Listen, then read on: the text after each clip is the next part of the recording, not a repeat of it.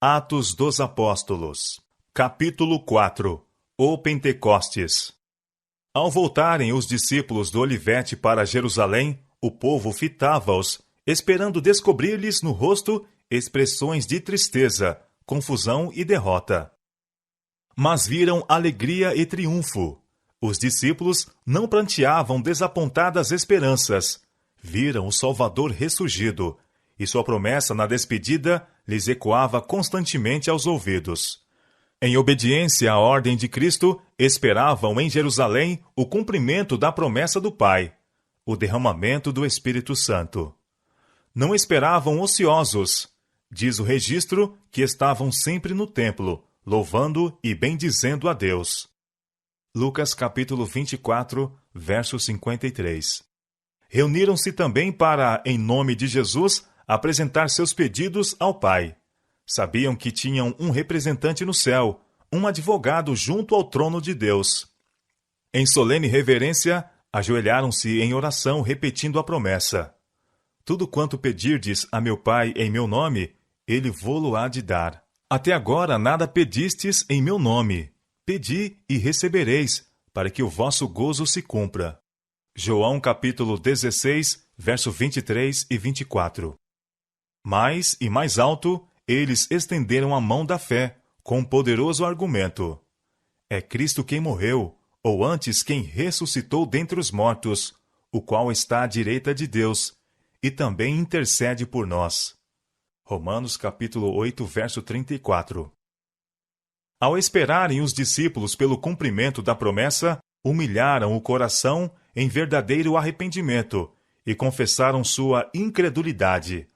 Ao trazerem à lembrança as palavras que Cristo lhes havia dito antes da morte, entenderam mais amplamente seu significado. Verdades que lhes tinham escapado à lembrança lhes voltavam à mente, e eles as repetiam uns aos outros. Reprovavam-se por não haverem compreendido o Salvador. Como numa sequência, cena após cena de sua maravilhosa vida passou perante eles. Meditando sobre sua vida pura, santa, sentiram que nenhum trabalho seria árduo demais, nenhum sacrifício demasiado grande, contanto que pudessem testemunhar na própria vida da amabilidade do caráter de Cristo. Oh, se pudessem viver de novo os passados 3 anos, pensavam, quão diferente agiriam? Se pudessem somente ver o Mestre outra vez, com que ardor procurariam mostrar quão profundamente o amavam e quanto se haviam entristecido por terem-no ferido com uma palavra ou um ato de incredulidade? Mas estavam confortados com o pensamento de que haviam sido perdoados e determinaram que, tanto quanto possível, expiariam sua incredulidade, confessando-o corajosamente perante o mundo. Os discípulos oraram com intenso fervor para serem habilitados a se aproximarem das pessoas e, em seu trato diário, falar palavras que levassem os pecadores a Cristo. Pondo de parte todas as divergências, todo o desejo de supremacia, uniram-se em íntima comunhão cristã. Aproximaram-se mais e mais de Deus, e fazendo isto, sentiram que era um privilégio poderem associar-se tão intimamente com Cristo. A tristeza lhes inundava o coração ao se lembrarem de quantas vezes o haviam mortificado por terem sido tardos de compreensão, falhos em entender as lições que, para seu bem, ele estivera buscando ensinar-lhes. Esses dias de preparo foram de profundo exame de coração. Os discípulos sentiram sua necessidade espiritual e suplicaram do Senhor a santa unção que os devia capacitar para a obra da salvação. Não suplicavam essas bênçãos apenas para si. Sentiam a responsabilidade que pesavam sobre eles. Compreendiam que o Evangelho devia ser proclamado ao mundo e clamavam pelo poder que Cristo prometera. Durante a era patriarcal, a influência do Espírito Santo tinha sido muitas vezes revelada de maneira muito notável, mas nunca em sua plenitude. Agora, em obediência à palavra do Salvador, os discípulos faziam suas súplicas por esse dom, e no céu, Cristo acrescentou sua intercessão. Ele reclamou o dom do Espírito Santo para que pudesse derramá-lo sobre seu povo.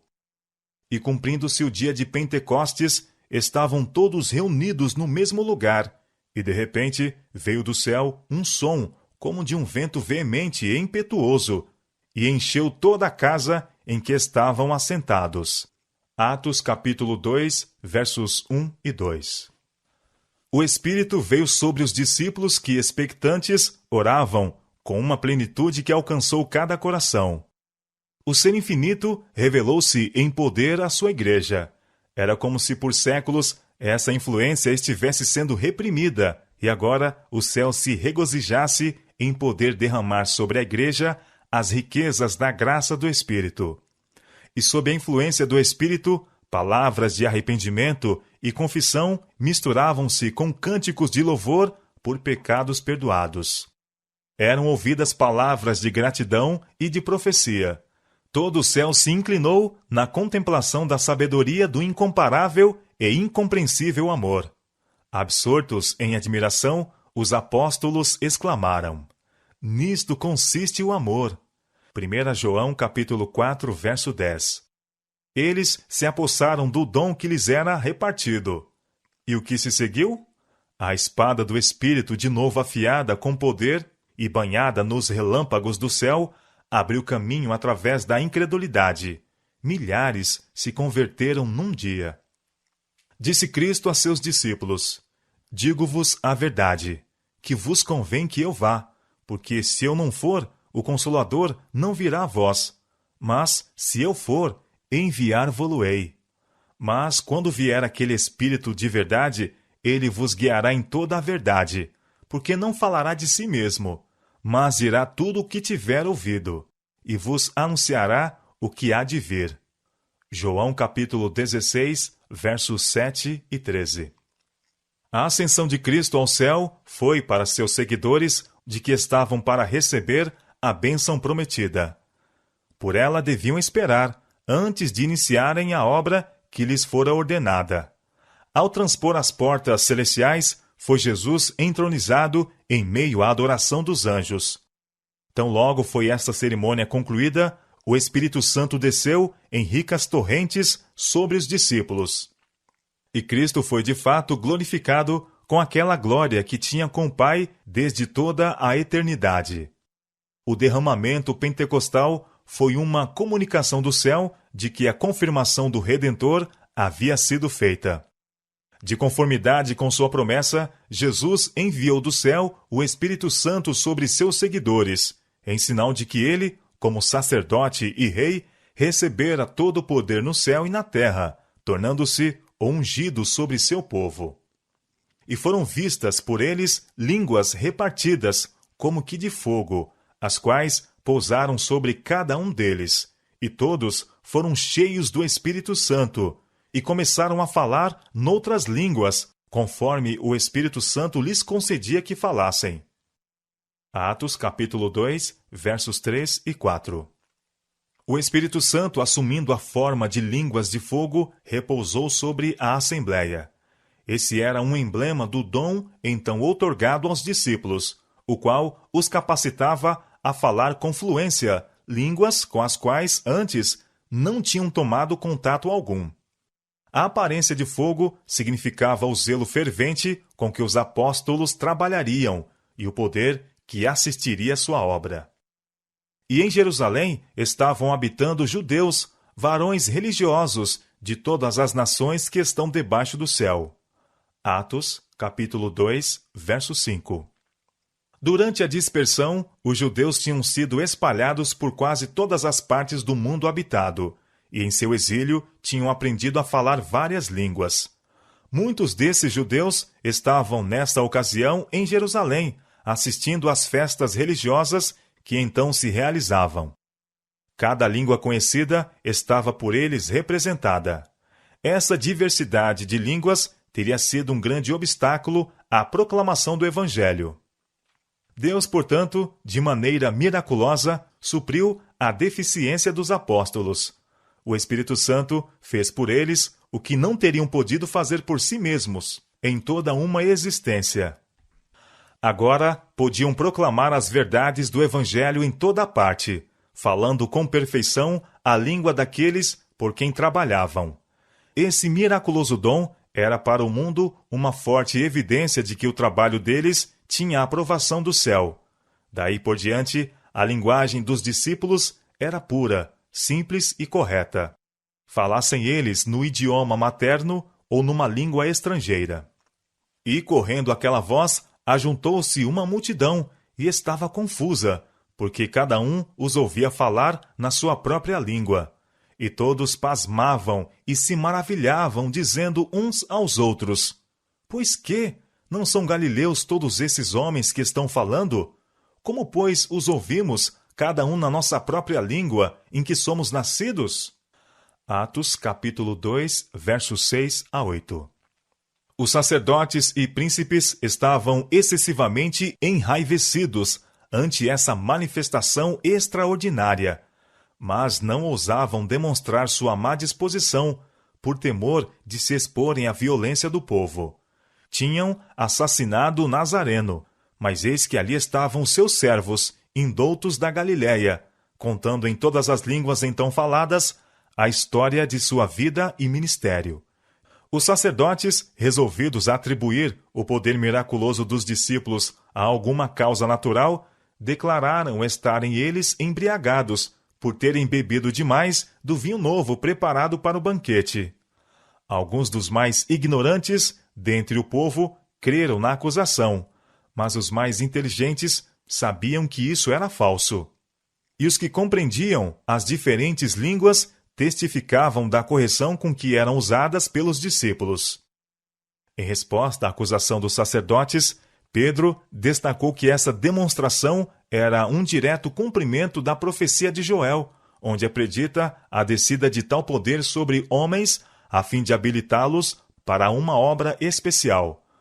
Varões judeus e todos os que habitais em Jerusalém, disse ele, seja-vos isto notório, e escutai as minhas palavras. Estes homens não estão embriagados, como vós pensais, sendo a 3ª hora do dia. Mas isto é o que foi dito pelo profeta Joel. E nos últimos dias acontecerá, diz Deus, que do meu espírito derramarei sobre toda a carne.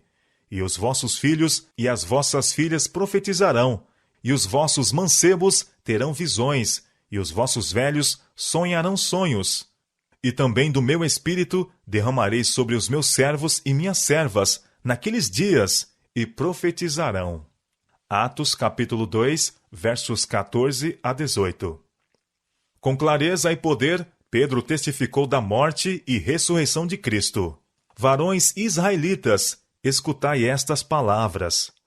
A Jesus Nazareno, varão aprovado por Deus, dentre vós, com maravilhas, prodígios e sinais, que Deus por ele fez no meio de vós, como vós mesmos bem sabeis, a este crucificastes e matastes pelas mãos de injustos, ao qual Deus ressuscitou, soltas as ânsias da morte, pois não era possível que fosse retido por ela.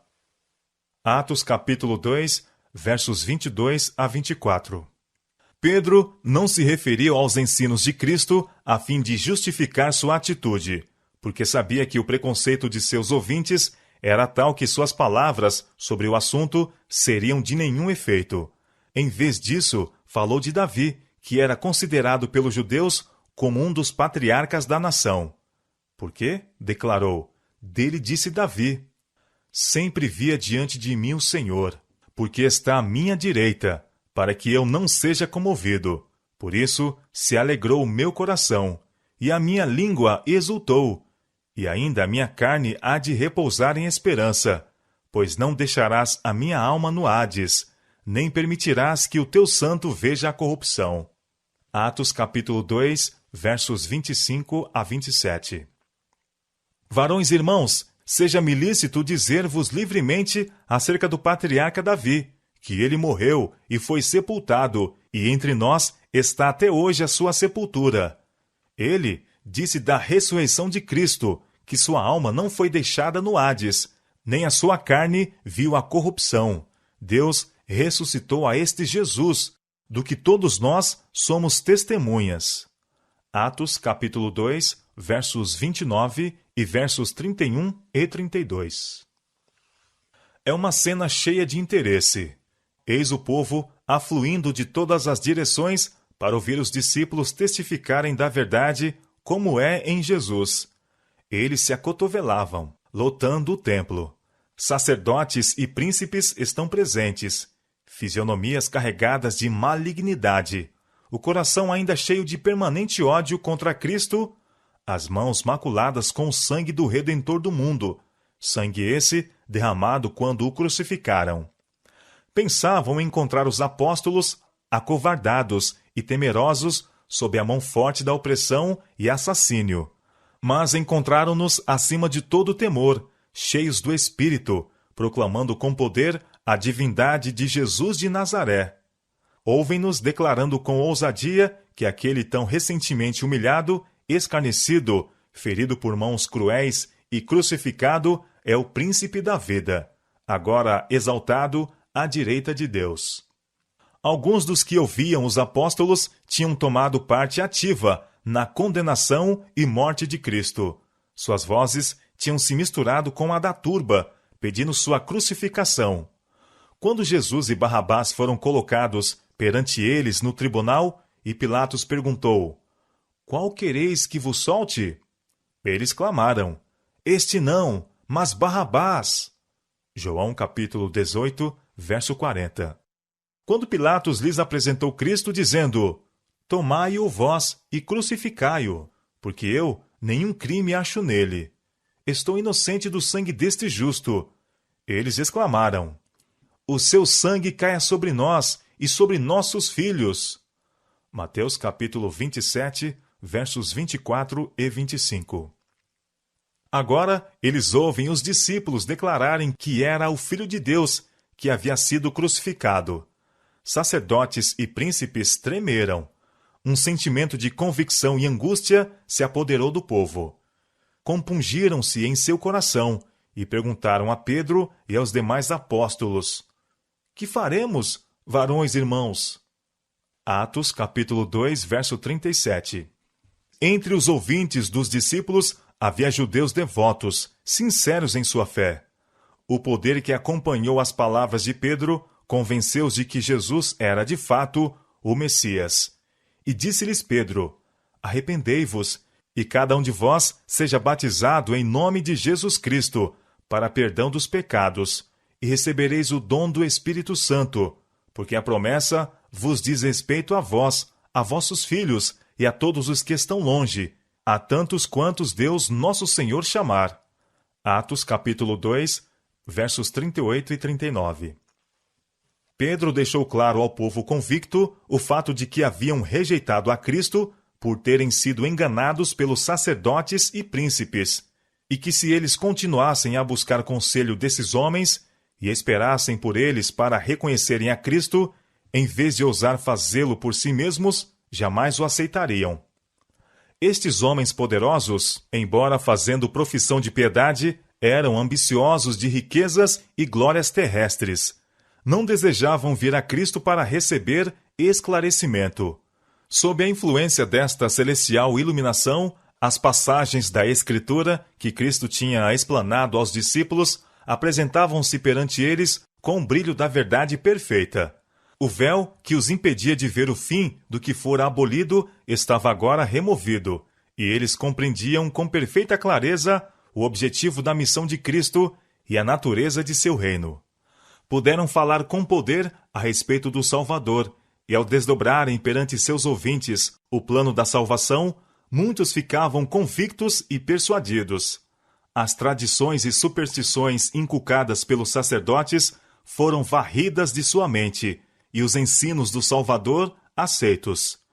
De sorte que foram batizados os que de bom grado receberam a sua palavra. E naquele dia agregaram-se quase 3.000 almas. Atos capítulo 2, verso 41.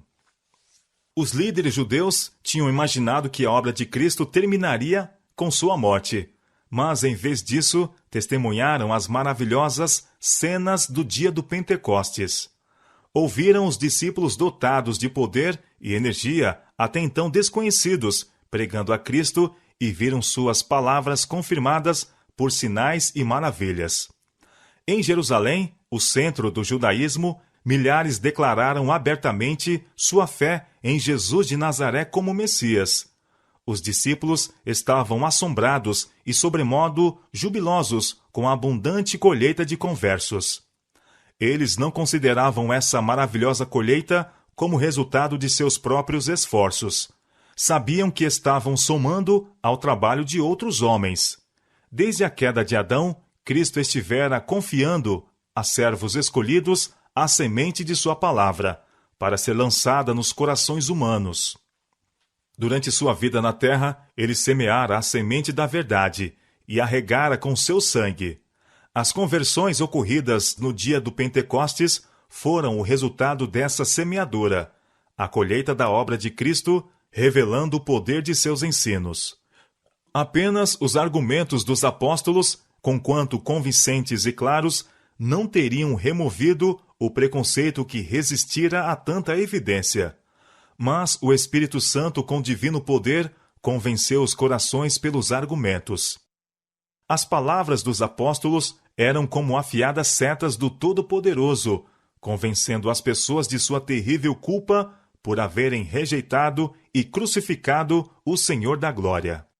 Sob a influência dos ensinos de Cristo, os discípulos tinham sido induzidos a sentir sua necessidade do Espírito. Mediante a instrução do Espírito, receberam a habilitação final, saindo no desempenho de sua vocação. Não mais eram ignorantes e iletrados. Haviam deixado de ser um grupo de unidades independentes ou elementos discordantes em conflito. Sua esperança não mais repousava sobre a grandeza terrestre. Todos eram unânimes, e era o coração e a alma da multidão dos que criam. Atos capítulo 4, verso 32. Cristo lhes enchia os pensamentos e eles visavam ao avançamento de seu reino. Na mente e no caráter haviam se tornado semelhantes a seu mestre, e os homens tinham conhecimento que eles haviam estado com Jesus. Atos capítulo 4, verso 13. O Pentecostes trouxe-lhes uma iluminação celestial. As verdades que não puderam compreender enquanto Cristo estava com eles eram agora reveladas. Com uma fé e certeza que nunca antes conheceram, aceitaram os ensinamentos da Sagrada Palavra. Não mais lhes era questão de fé ser Cristo o Filho de Deus. Sabiam que, ainda que revestido da humanidade, ele era de fato o Messias. E contaram sua experiência ao mundo com uma confiança que inspirava a convicção de que Deus estava com eles. Eles podiam falar no nome de Jesus com segurança, pois era ele seu amigo e irmão mais velho. Levados em íntima comunhão com Cristo, assentaram-se com ele nos lugares celestiais. Com uma linguagem convincente, vestiam suas ideias quando testificavam dele. Tinham o coração sobrecarregado com a benevolência tão ampla, tão profunda, de tão vasto alcance, que foram impelidos a ir aos confins da terra, testificando do poder de Cristo. Estavam cheios de um intenso desejo de levar avante a obra que ele tinha iniciado. Sentiam a enormidade de seu débito para com o céu e a responsabilidade de sua obra. Fortalecidos pela concessão do Espírito Santo, saíram com zelo para estender os triunfos da cruz. O Espírito os animava e falava por intermédio deles. A paz de Cristo brilhava na face deles. Tinham-lhe consagrado a vida para o serviço, e seu próprio semblante evidenciava a entrega que haviam feito.